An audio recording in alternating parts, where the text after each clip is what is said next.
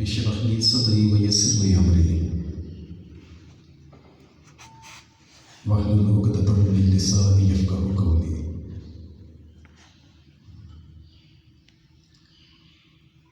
لك الحمد يا الله، خلقتنا وهديتنا وأنقذتنا من النار.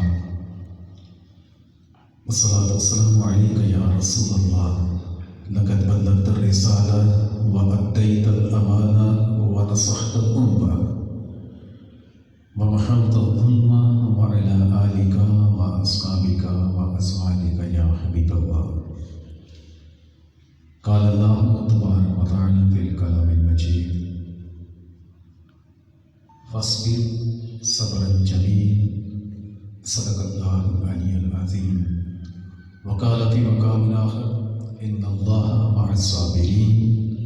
وقال في مقام آخر: ولنبلونكم بشيء من الخوف والجوع ونقص من الأموال والأنفس والثمرات وبشر الصابرين الذين إذا أصابتهم مصيبة قالوا إنا لله وإنا إليه راجعون. صدق الله العلي العظيم. وقال في مقام آخر: إن مع العسر يسرا وإن مع العسر يسرا. صدق الله العلي العظيم. قال الله تبارك وتعالى في الكلام المجيد في شأن حبيبه في مقام آخر: إن الله وملائكته يصلون على النبي يا أيها الذين آمنوا صلوا عليه وسلموا تسليما. درود پاک پڑھی، صلاۃ و سلام یا رسول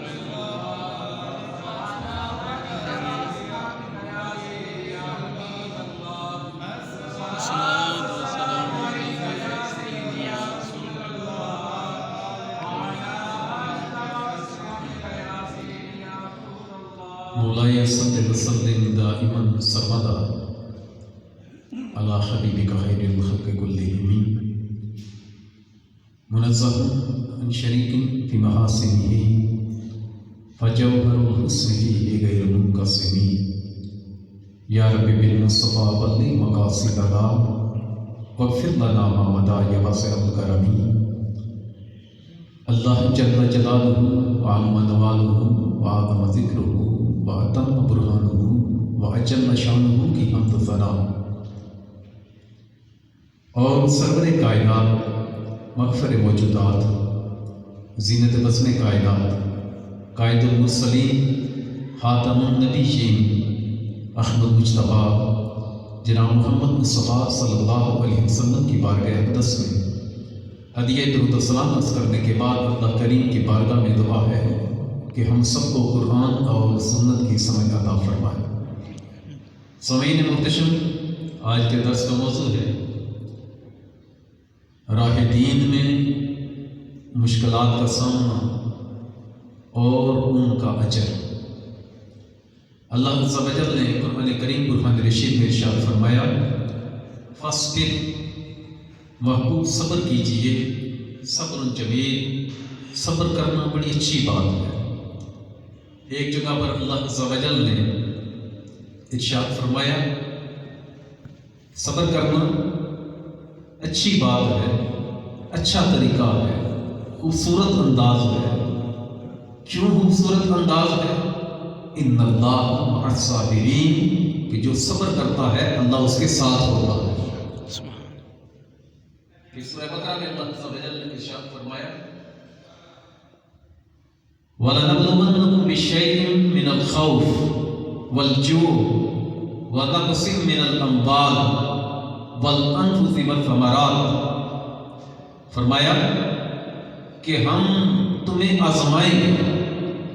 وَلَنَبْلُوَنَّكُمْ، صرف آزمائیں گے ہی نہیں بلکہ پکی بات ہے ہم تمہاری آزمائش لیں گے، تمہیں پرکھیں گے، تمہیں جھنجھوڑیں گے، تمہاری جانچ کریں گے، تمہارا ایمان کس قدر مضبوط ہے یہ دیکھنا ہے ہم نے۔ کس کے ذریعے؟ ہم تمہیں خوف کے ذریعے آزمائیں گے، تمہیں بھوک کے ذریعے آزمائیں گے، بھوکا رکھ کر، پھر تمہیں اپنی جانوں کے ذریعے آزمائیں گے کہ تم دین کے معاملے میں سختی کتنی برداشت کر سکتے ہو. اور ثمرات، اور پھر جو تم کو ہم نے پھل دیے، جو تمہیں ہم نے اولاد دی، جو تمہیں ہم نے نوازا ہے، تو ہم جو ہے اولاد کے ذریعے بھی تمہیں آزمائیں گے. وبشر الصابرین، تو سنو، آزما کر ہم چھوڑ نہیں دیں گے. جب تم اس آزمائش پر پورا اترو گے تو اللہ کی طرف سے تمہیں صبر کرنے والے یعنی صابر ہونے کا لقب عطا کیا جائے گا. اور پھر ایسے ہی نہیں چھوڑ دیا جائے گا. وبشر الصابرین، فرمایا خوشخبری سناؤ وہ جو صبر کرنے والے ہیں. مولا صبر کرنے والوں کی علامت کیا ہے؟ فرمایا اذا اصابتهم مصیبہ، صبر کرنے والوں کی علامت یہ ہے کہ جب انہیں کوئی تنگی پہنچتی ہے، کوئی مصیبت پہنچتی ہے، کوئی پریشانی ہوتی ہے، وہ روتے نہیں، وہ چلاتے نہیں، بے صبری نہیں کرتے، اللہ کی نافرمانی نہیں کرتے. ان کو خوف سے آزمایا جائے تو چیختے نہیں، ان کے مال میں کمی ہو تو ناشکری نہیں کرتے، ان کی اولاد فوت ہو جائے تو وہ رب کا شکر ادا کرتے ہیں. ان کی علامت کیا ہے؟ فرمایا قالوا، سب کہتے ہیں جب کوئی مصیبت پہنچتی ہے، بچہ فوت ہو جائے، مال ختم ہو جائے، اولاد لٹ جائے، قافلہ لٹ جائے، جسم پریشانی میں مبتلا ہو جائے، کہتے ہیں انا للہ و انا الیہ راجعون. وہ کہتے ہیں کہ ہم اللہ ہی کے ہیں، کون سا ہم اپنے ہیں. انا للہ، بے شک ہم تو اللہ کے ہی ہیں، و انا الیہ راجعون، اور ہم تو اسی کی طرف چلے جائیں گے. پھر غم کس چیز کا؟ کیوں؟ اللہ نے ارشاد فرمایا ان اللہ مع الصابرین، آزمائشوں پر پورا اترنے والوں تم اکیلے نہیں ہو، اللہ عز و جل کی رحمت تمہارے ساتھ ہے. تو تبلیغ دین کے حوالے سے ایک جگہ اللہ عز و جل نے ارشاد فرمایا، آپ کئی مرتبہ نماز میں بھی یہ آیت مبارکہ سنتے ہوں گے. آیات ان مع العسر یسرا فإن مع العسر یسرا، بے شک تنگی کے بعد آسانی ہے. پکی بات ہے کہ تنگی کے بعد آسانی ہے. مفسرین کہتے ہیں ان دو آیات میں یہ جو کہا گیا ان مع العسر یسرا فإن مع العسر یسرا، اس آیت کا مفہوم یہ بنتا ہے کہ اے مومنو، یہ تنگی دیکھ کر گھبرایا نہ کرو، اے راہ خدا میں چلنے والو تم پریشان نہ ہوا کرو، اے اللہ عز و جل کے پیارو تم پریشان نہ ہو. اللہ تنگی تمہیں ایک دے گا اور آسانیاں تمہیں دو عطا فرمائے گا. تنگی تمہیں ایک سفی نامی بحث ہے، مطلب نہیں جانا چاہتا، ٹائم کی کام ہوتا ہے جمعہ کا. تو تنگی جو ہے وہ تمہیں ایک دی جائے گی، اللہ عز و جل آسانیاں تمہیں دو عطا فرمائے گا. حضرت علی رضی اللہ تعالیٰ عنہ ارشاد فرماتے ہیں لوگوں، یہ بستروں پر بیٹھ کر رب نہیں ملنے والا. دین کی راہ میں مشکل برداشت کرو، مشکلات اپنے آپ پر برداشت کرو، سہو، پریشانیاں بھگتو، تب جا کر اللہ عز و جل تمہیں اپنا قرب خاص عطا فرمائے گا. حضرت علی کہتے ہیں لوگوں سنو، من طلب العلا سفر لیالی، کہ جو تم میں سے چاہتا ہے کہ بلندیوں پر پہنچے، رب اسے بلند مقام عطا کرے، اسے عزتیں دے، اسے شہرت دے، اسے بلندی دے اور اللہ قرب عطا کرے. فرمایا من طلب العلا سفر لیالی، جس نے بلندیوں کو چاہا وہ راتوں کو جاگا. جو مشکلات برداشت بغیر مشکل کے، بغیر پریشانی کے رب کا قرب حاصل نہیں ہوتا. آپ تاریخ اٹھا کر دیکھیں اگر دنیا کی، اور اگر قرآن کا مطالعہ کریں اور حدیث کا، لباب نکالیں اس کا، تو آپ کو پتہ چلے گا کہ انبیاء علیہ السلام، انبیاء کے صحابہ اور جو ان کے قریب تھے، جتنا جو رب کے قریب ہوا اللہ عز و جل کی راہ میں اسے اتنا ہی ستایا گیا. میں خود نہیں کہہ رہا، بلکہ سرکار دو عالم صلی اللہ علیہ وسلم نے ارشاد فرمایا کہ سب سے زیادہ مخلوق میں سے راہ خدا میں اگر کسی کو تکلیفیں دی گئیں، کسی کو پریشان کیا گیا، کسی کو زد و کوب کیا گیا، کسی کے جسم کو تکلیف دی گئی یا اس کے قلب کو تکلیف دی گئی، جس کو بھی رنج دیا گیا، سب سے زیادہ جن کو تکلیف دی گئی وہ انبیاء کی ذات ہے۔ پھر انہیں تکلیف دی گئی جو انبیاء کے قریب ہے، پھر انہیں تکلیف دی گئی جو ان کے قریب ہے، یعنی جس کا مرتبہ جس قدر بلند ہے دین کی راہ میں اللہ اسے تکلیف بھی اتنی عطا کرتا ہے۔ سنیں آقا کریم صلی اللہ علیہ وسلم نے کیا ارشاد فرمایا کہ راہ خدا میں سب سے زیادہ اگر تکلیف دی گئی تو انبیاء کو، اور انبیاء میں سے سب سے زیادہ اگر کسی کو ستایا گیا تو وہ مجھ محمد کو ستایا گیا، مجھ کو ستایا گیا۔ تو میں کہنا یہ چاہتا ہوں، یہ ہم پڑھتے ہیں نا کہ پچھلے دنوں شب معراج تھی، اللہ عز و جل نے سرکار دو عالم صلی اللہ علیہ وسلم کو مسجد الحرام سے مسجد الاقصی، مسجد الاقصی سے سدرۃ المنتہا، سدرۃ المنتہا سے آگے پھر لا مقام ہے، پھر اللہ عز و جل کا قرب ملنا۔ آقا ارشاد فرماتے ہیں کہ رب عز و جل نے مجھ سے کچھ پوچھا تو میں نے عرض کی کہ مولا تو بہتر جانتا ہے۔ تو اللہ عز و جل نے اپنا دست قدرت میرے دو کندھوں کے درمیان رکھا، اس کی ٹھنڈک میں نے سینے میں محسوس کی، تو بس اس دست قدرت کی برکت سے مجھے پہلو کا بھی علم دے دیا گیا، قیامت تک آنے والے لوگوں کا بھی علم عطا کر دیا گیا۔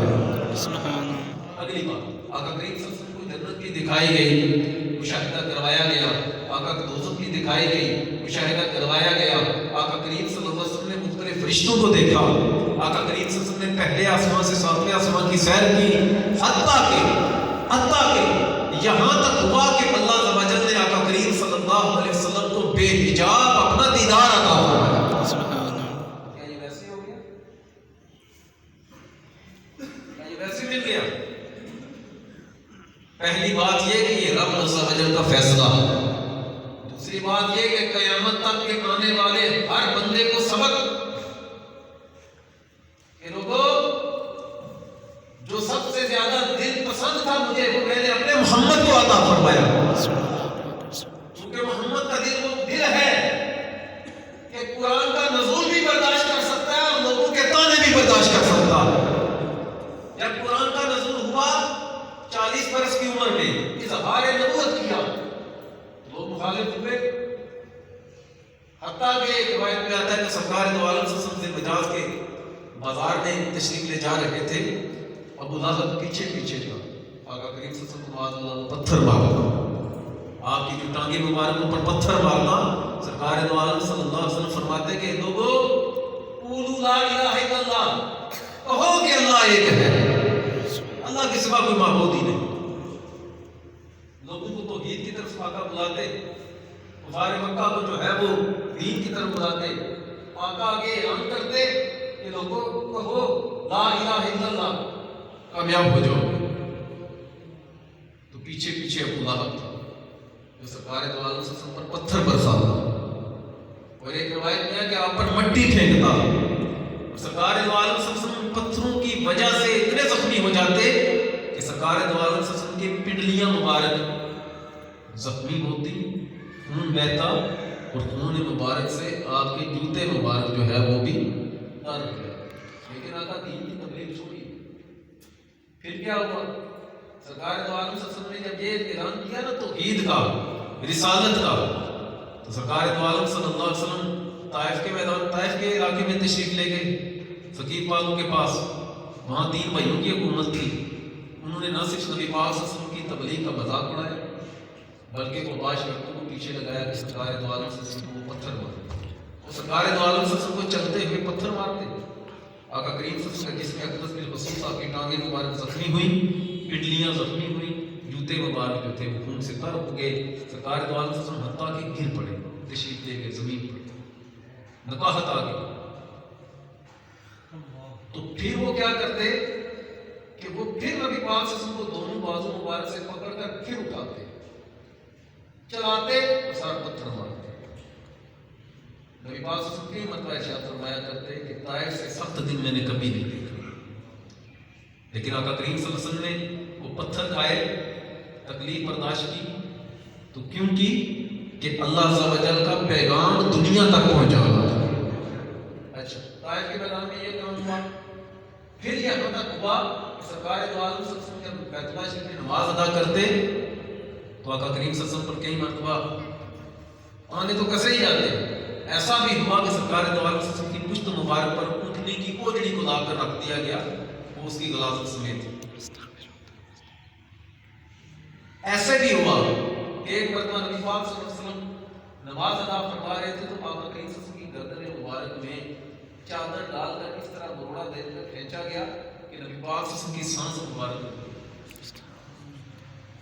میری سننا بات، پھر یہاں تک ہوا معاملہ کہ سرکار دو عالم صلی اللہ علیہ وسلم کے چچا ابو طالب کے پاس آئے دوبارہ مکہ، انہوں نے کہا کہ قریش کا ایک سب سے خوبصورت بچہ ہے، لڑکا ہے، ہم محمد کی جگہ آپ کو وہ دیتے ہیں، آپ اسے پالیں، اسے بڑا کریں، وہ آپ کا ہے، آپ انہیں ہمارے حوالے کریں تاکہ معاذ اللہ ہم نبی پاک صلی اللہ علیہ وسلم کو یعنی محمد صلی اللہ علیہ وسلم کو قتل کرتے ہیں۔ پھر یہاں تک ہوا کہ جب انہوں نے دیکھا کہ نبی پاک صلی اللہ علیہ وسلم اپنے مشن سے ہٹ نہیں رہے تو شاہ ابی طالب نے آپ کو 3 سال تک، کہنا آسان ہے، آپ کو 3 سال نہیں، 3 دن اگر کوئی کمرے میں بند کر دے، یہ جیل میں کتنے میں نے حضرات کو دیکھا نا کہ جب میں جیل میں تھا تو میں نے بڑے بڑے خطیب حضرات کو روتے ہوئے بھی دیکھا، حالانکہ روٹی بھی ملتی تھی، کھانا بھی ملتا تھا، چائے پانی بھی ملتی تھی، اور قیدی جو تھے وہ ہماری عزت کرتے تھے اس لیے کہ یہ اسیران ختم نبوت ہے۔ یہ میں نے اس میں ادھر تھا، مجھے پتا ہے، روزانہ دعوتیں 2 4 10 دعوتیں روزانہ بلاتے، حتیٰ کہ سزائے موت والے قیدی وہ ان سے دعائیں کرواتے تھے کہ آپ ہمارے لیے دعا کرو کہ اللہ ہمیں ایمان کی سلامتی عطا کرے، یعنی اتنا مقدس سمجھتے تھے۔ لیکن میں نے روتے ہوئے دیکھا، کئی لوگ بڑے کہتے ہیں گدارے ماری گئے، یہ بھی دیکھا، گھبرا گئے۔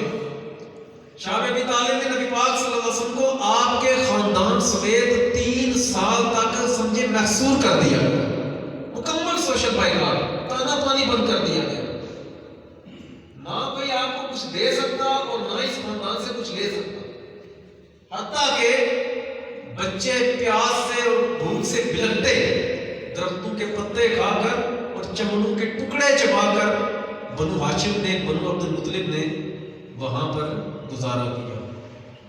سنیے، بھوکا رکھا گیا، پیاسا رکھا گیا، قتل کی سازشیں ہوئی، یہ میں ہجرت سے پہلے کی بات ہے۔ حتیٰ کہ قریش کا وفد ایک مرتبہ نبی پاک صلی اللہ علیہ وسلم کے چچا ابو طالب کے پاس آیا اور کہا کہ اپنے بیٹے سے، اپنے بھتیجے سے کہیے کہ اس مشن سے باز آ جائے، اگر وہ بادشاہت چاہتے ہیں تو ہم عرب کا انہیں بادشاہ بنا دیں گے، اگر وہ چاہتے ہیں کسی خوبصورت عورت سے، مالدار سے نکاح کرنا چاہتے ہیں تو ہم یہ بھی کروا دیں گے، تو ان سے کہیں اس مشن سے باز آ جائیں۔ یہ بات تو وجہ سے جب نبی پاک صلی اللہ علیہ وسلم کے چچا نے آپ سے بات کی تو سرکار دو عالم صلی اللہ علیہ وسلم نے اس وقت ارشاد فرمایا، اتنا ستانے کے باوجود، اتنی پریشانی کے باوجود، اتنا تنگ کرنے کے باوجود، اتنی بھوک پیاس برداشت کرنے کے باوجود، پتھر کھانے کے باوجود آپ نے ارشاد فرمایا، چچا اگر میرے لیے ایک ہاتھ پر سورج رکھ دے اور دوسرے ہاتھ پر چاند رکھ دے تو خدا کی قسم تب بھی میں لا الہ الا اللہ محمد رسول اللہ کہنا نہیں چھوڑوں گا۔ یعنی مطلب میں اپنے مشن سے باز نہیں آؤں گا۔ پھر کیا ہوا؟ جب اتنا ستایا گیا، آپ کو بھی ستایا گیا، آپ کے صحابہ کو بھی ستایا گیا، بلال حبشی کو مکے کی گلیوں میں گھسیٹا گیا، حضرت عباد بن ارد کو جلتے کوہنوں پر لٹایا گیا، لیکن کسی نے بھی کسی بت کا کلمہ نہیں پڑھا، جس کی زبان سے بھی نکلتا تھا لا الہ الا اللہ محمد رسول اللہ نکلتا تھا۔ آقا کو یہ بھی بڑی ٹینشن تھی، تکلیف تھی، لیکن پھر کیا ہوا؟ اللہ عز و جل نے یہ مشکلات بھی دی، یہ پریشانیاں بھی دی، یہ مصیبتیں بھی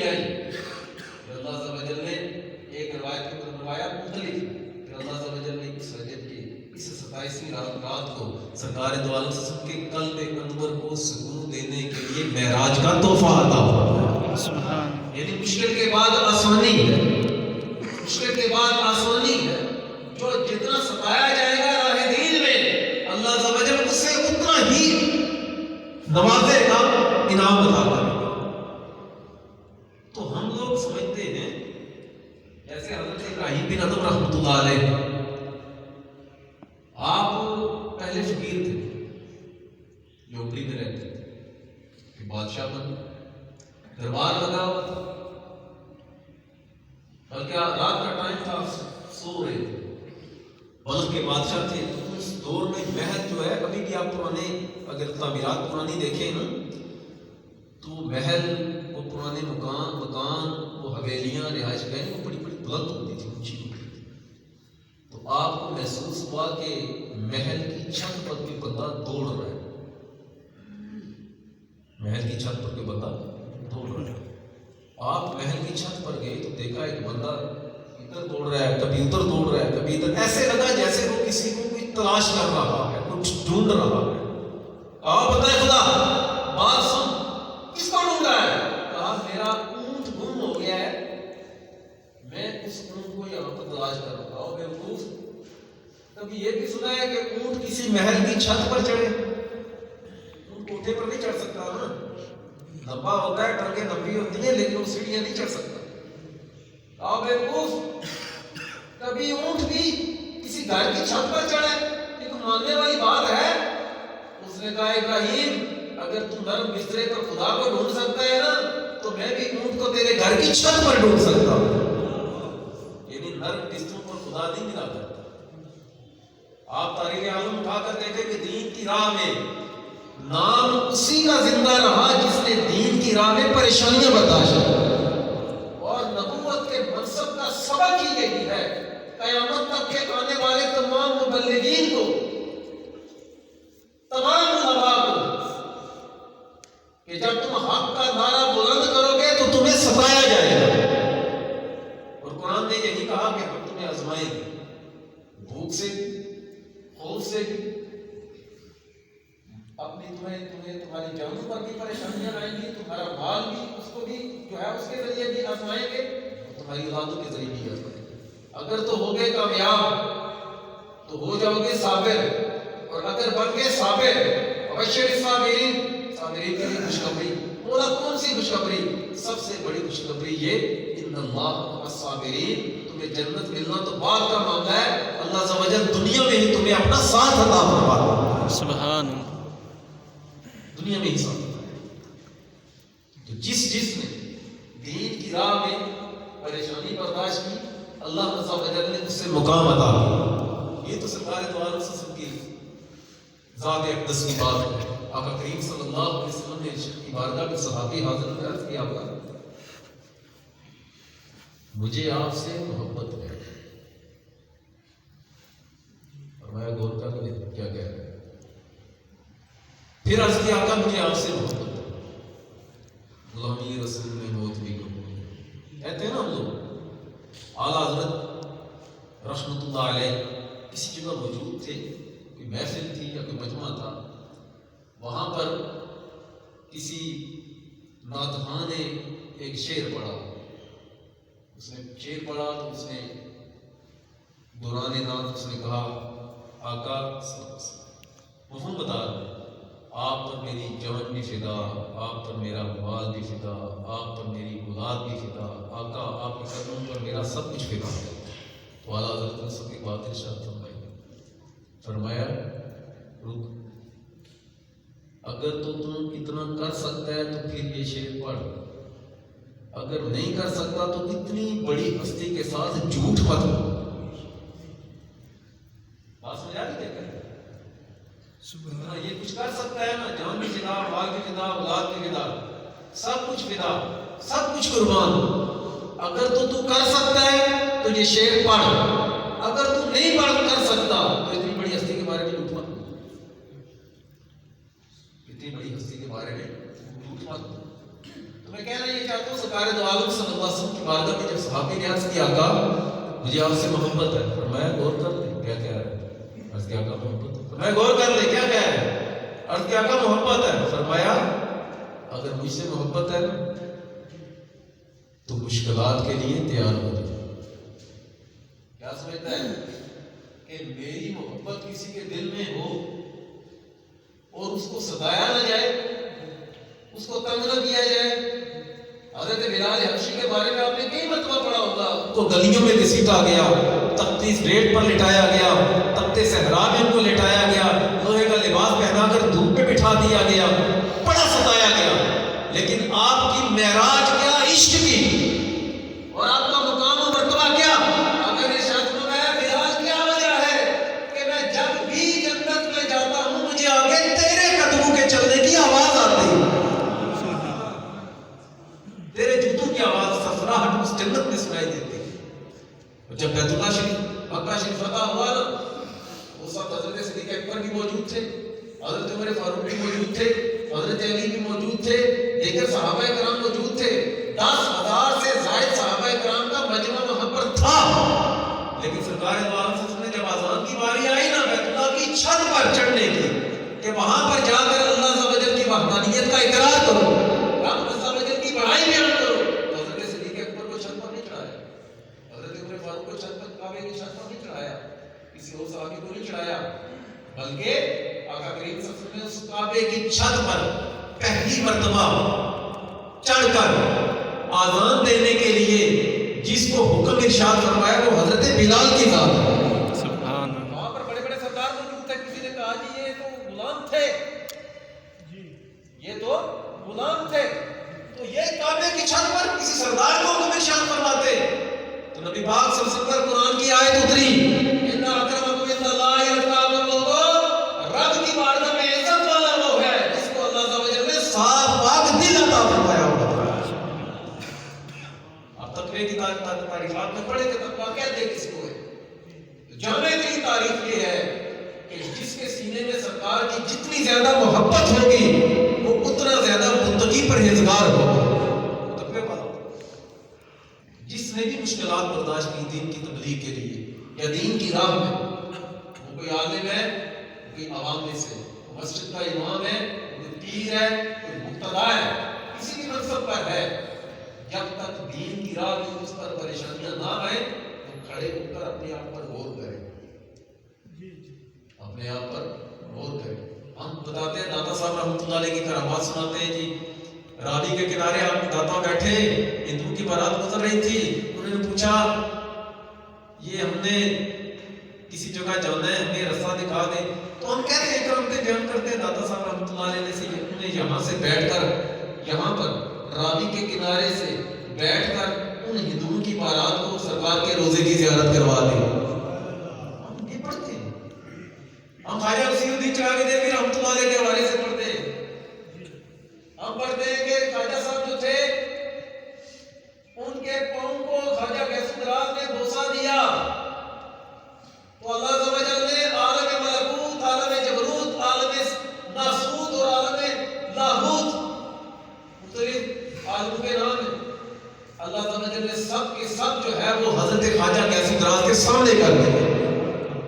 ہم پڑھتے ہیں, بڑی کرامتیں سناتے ہیں, لیکن یہ نہیں بتاتے ان لوگوں نے مشکلات کیا دی تھی. داتا صاحب کہتے ہیں میں کسی مسجد میں گیا, رات کا ٹائم تھا, باہر سردی تھی, تو مجھے مسجد میں بیٹھنا پڑا. ہم کہانی کا ہیڈ سناتے ہیں, کرامت یہ تھی, یہ کر دیا, وہ کر دیا, لیکن مشکلات نہیں بتاتے ہیں ان بزرگوں نے مشکلات کیا برداشت کی. یہ کرامتوں کا ظہور کس مشکل کے بعد ان سے ہوا, یہ مرتبہ مقام کیسے کیا.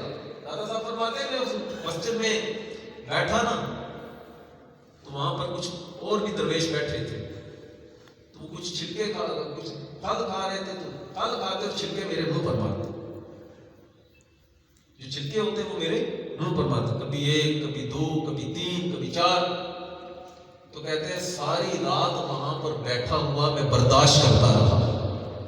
کہتے ہیں جب فجر کا وقت قریب آیا تو خدا کی قسم بڑا عرصہ ہوا تھا ایک منزل کی تلاش میں, مجھے بڑی ریاستیں کی بلے, بڑے چلے کاٹے, لیکن اس مشکل کے سبب اللہ عز و جل نے اس منزل کے سارے دروازے مجھ پر کھول دیے.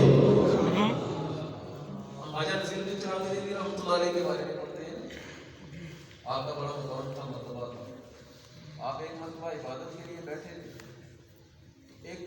عوامی بندہ تھا کوئی اس علاقے کا، وہ بھی کوئی پیر ہی تھا. جیسے آج کل پیروں میں ہوتا ہے نا گدیوں کی لڑائیاں سنتے رہتے ہیں نا، سنتے ہیں نا آپ لوگ، گدیوں کے لیے لڑنا.